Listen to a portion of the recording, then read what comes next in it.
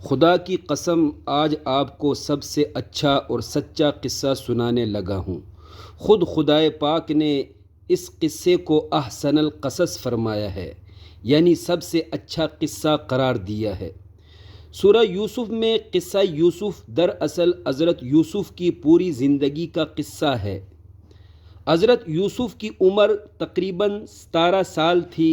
اس وقت بھائیوں نے حضرت یوسف کو کنویں میں پھینک دیا۔ پھر اسی سال یعنی حضرت یوسف کی عمر 17 سال تھی کہ مصر کے وزیر خزانہ نے حضرت یوسف کو خریدا، اپنے شاہی محل میں لے گیا۔ زلیخا دیکھتے ہی حضرت یوسف پر فدا ہو گئی۔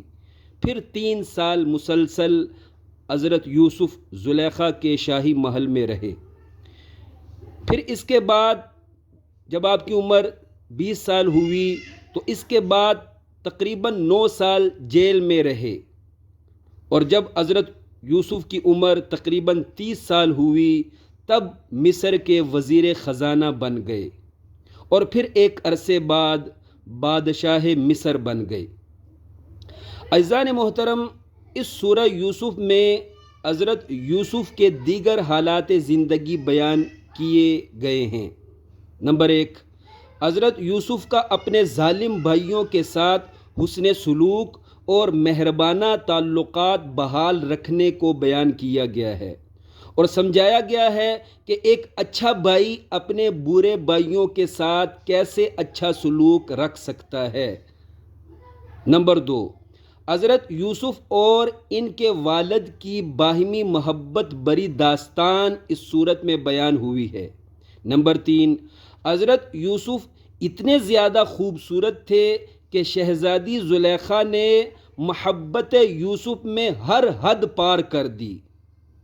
اس صورت میں سمجھایا گیا ہے کہ ایک جوان کو کیسے کسی کی ناجائز محبت کو رد کرنا چاہیے، کیسے کسی کی ناجائز محبت سے خود کو بچانا چاہیے، یہ سمجھایا گیا ہے۔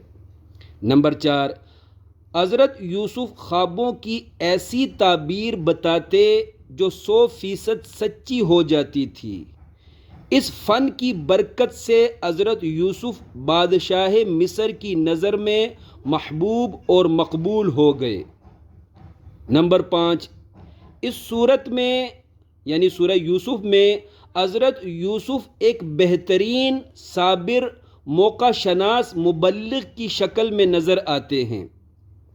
جب بادشاہ مصر نے حضرت یوسف کو جیل سے رہا کرنے کا آرڈر جاری کیا تو سالوں سال جیل کاٹنے کے باوجود حضرت یوسف نے فوری طور پہ جیل سے باہر آنے کی دعوت ٹھکرا دی اور جیل سے آزاد ہونے کی اپنی ایک شرط رکھ دی۔ فرمایا، میرے جیل میں ڈالے جانے والے کیس کو ری اوپن کیا جائے تاکہ کیس میں میری بے گناہی سب کے سامنے کھل کر آ سکے اور بدنامی کے جھوٹے دبے، جھوٹے الزامات مجھ سے دور ہو سکیں، یعنی ہتک عزت کا ازالہ ہو سکے، تب میں جیل سے باہر آؤں گا، ورنہ جیل سے باہر نکلنے کے لیے میں تیار نہیں ہوں۔ نمبر 6، حضرت یوسف جیل سے باعزت پاک دامن قرار دے کر شان و شوکت سے باہر نکلتے ہیں اور پھر ملک مصر کے وزیر خزانہ بنا دیے جاتے ہیں۔ اس صورت میں سمجھایا گیا ہے کہ ایک وزیر خزانہ میں، ایک سرکاری ملازم میں کیا کیا خوبیاں ہونی چاہیے۔ نمبر 7، حضرت یوسف جب وزیر خزانہ بن گئے تو قحط سالی کے زمانے میں ملک مصر کی معیشت کو 4 چاند لگوا دیے حضرت یوسف نے۔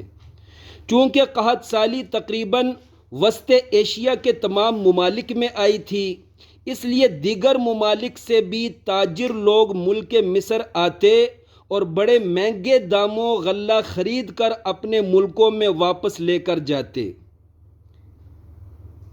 اس سے ملک مصر کی معیشت بہت زیادہ مضبوط ہو گئی اور حضرت یوسف بطور وزیر خزانہ پوری دنیا میں مشہور ہو گئے، اور اسی وجہ سے بعد میں مصر کی عوام نے حضرت یوسف کو اپنا بادشاہ بنا لیا۔